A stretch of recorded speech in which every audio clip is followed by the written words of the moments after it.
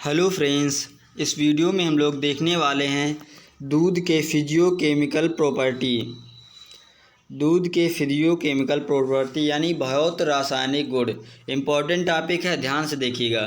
तो चलिए स्टार्ट करते हैं। पहला है लैक्टोमीटर रीडिंग। तो याद रखिएगा, जो गाय के दूध की लैक्टोमीटर रीडिंग होती है तो वो कितनी होती है? वो होती है 28 से 30। याद रखिएगा, गाय के दूध की लैक्टोमीटर रीडिंग 28 से 30 होती है। अगला देखते हैं भैंस की दूध की लैक्टोमीटर रीडिंग। तो भैंस के दूध की लैक्टोमीटर रीडिंग कितनी होती है? तो वो होती है 30 से 32। इम्पॉर्टेंट है, याद रखिएगा भैंस के दूध के लैक्टोमीटर रीडिंग 30 से 32 होती है। अगला देखते हैं अम्लता स्तर। तो याद रखिएगा गाय के दूध का अम्लता स्तर कितना होता है? तो वो होता है 0.13 से 0.14। याद रखिएगा गाय के दूध का अम्लता स्तर 0.13 से 0.14 होता है। अगला देखते हैं भैंस के दूध के अम्लता स्तर। तो भैंस के दूध का अम्लता स्तर होता है 0.14 से 0.15। इम्पॉर्टेंट है, याद रखिएगा।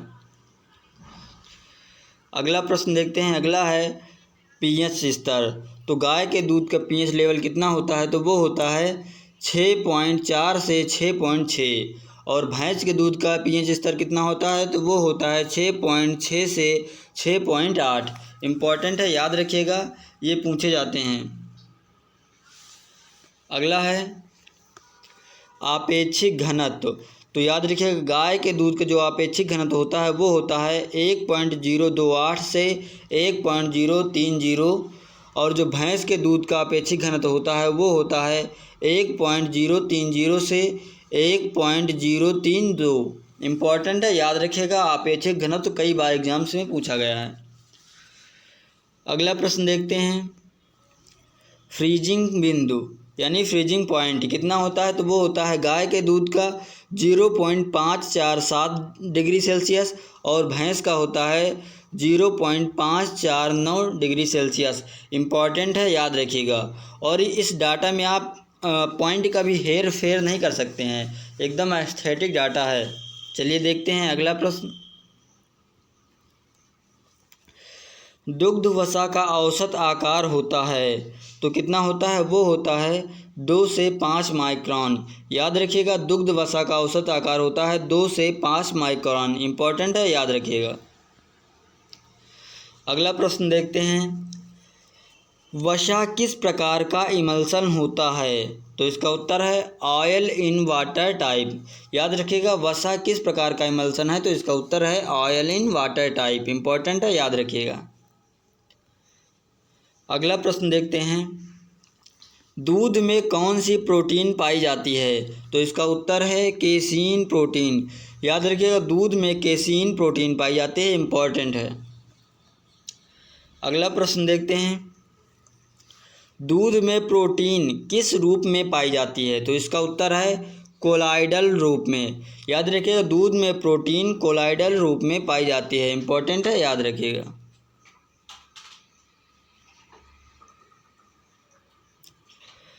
अगला प्रश्न देखते हैं बीटा लैक्टोग्लोबुलिन और अल्फ़ा लैक्टोएल्बुमिन को कहा जाता है। तो इसको क्या कहा जाता है? इसको कहा जाता है सीरम प्रोटीन। इम्पॉर्टेंट है, याद रखिएगा, सीरम प्रोटीन। अगला प्रश्न देखते हैं दूध का सफ़ेद रंग किसके कारण होता है? तो इसका उत्तर है केसीन प्रोटीन के कारण। याद रखिएगा, दूध का सफ़ेद रंग किसके कारण होता है? तो दूध का सफ़ेद रंग होता है वो केसीन प्रोटीन के कारण होता है। इम्पॉर्टेंट है, याद रखिएगा। अगला प्रश्न है दूध का पीला रंग किसके कारण होता है? तो दूध का पीला रंग होता है कैरोटीन के कारण। याद रखिएगा, दूध का पीला रंग कैरोटीन के कारण होता है। और इसी के साथ याद रखिएगा, जो वसा का पीला रंग होता है फैट का, उसका भी कैरोटीन के कारण ही होता है। अगला प्रश्न देखते हैं दूध का क्वथनांक होता है। तो इसका उत्तर है 100.30 डिग्री सेल्सियस। याद रखिएगा, 100.30 डिग्री सेल्सियस दूध का क्वथनांक होता है। इम्पॉर्टेंट है, याद रखिएगा।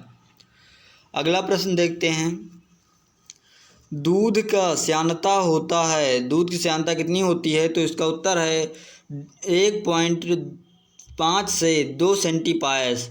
1.5 से 2 सेंटीपायस दूध की श्यानता होती है।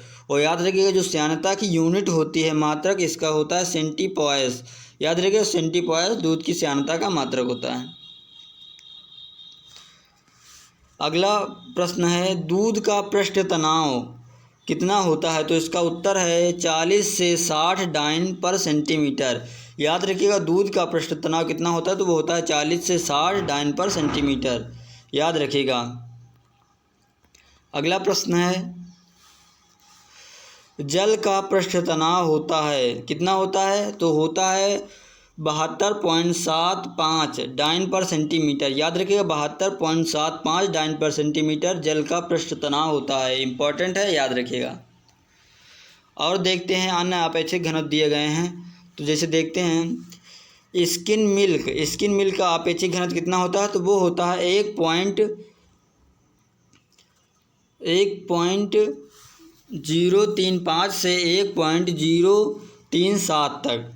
याद रखिएगा 1.035 से 1.037 स्किन मिल्क का अपेक्षिक घनत्व होता है। और पानी का अपेक्षिक घनत्व होता है 1। याद रखिए पानी का अपेक्षिक घनत्व 1 होता है। और फैट यानी वसा का अपेक्षिक घनत्व होता है 0.93 वसा का अपेक्षिक घनत्व होता है। और देखते हैं प्रोटीन का अपेक्षिक घनत्व होता है 1.346। याद रखिए प्रोटीन का अपेक्षिक घनत्व 1.346 होता है। अगला देखते हैं लैक्टोज का अपेक्षिक घनत्व होता है 1.666। याद रखिए 1.66 लैक्टोज का अपेक्षिक घनत्व होता है। अगला देखते हैं साल्ट का अपेक्षिक घनत्व। तो साल्ट का अपेक्षिक घनत्व होता है 4.12। याद रखिए 4.12 साल्ट का अपेक्षिक घनत्व होता है। अगला देखते हैं SNF सॉलिड नॉट फैट। याद रखिए सॉलिड नॉट फैट का जो अपेक्षिक घनत्व होता है वो होता है 1.6। इम्पॉर्टेंट है, याद रखिएगा। तो आज की वीडियो में बस इतना ही। और आपके लिए वीडियो हेल्पफुल है तो वीडियो को लाइक करिएगा। और आप चैनल पे नए हैं तो चैनल को सब्सक्राइब कर लीजिएगा। Thanks for watching this video.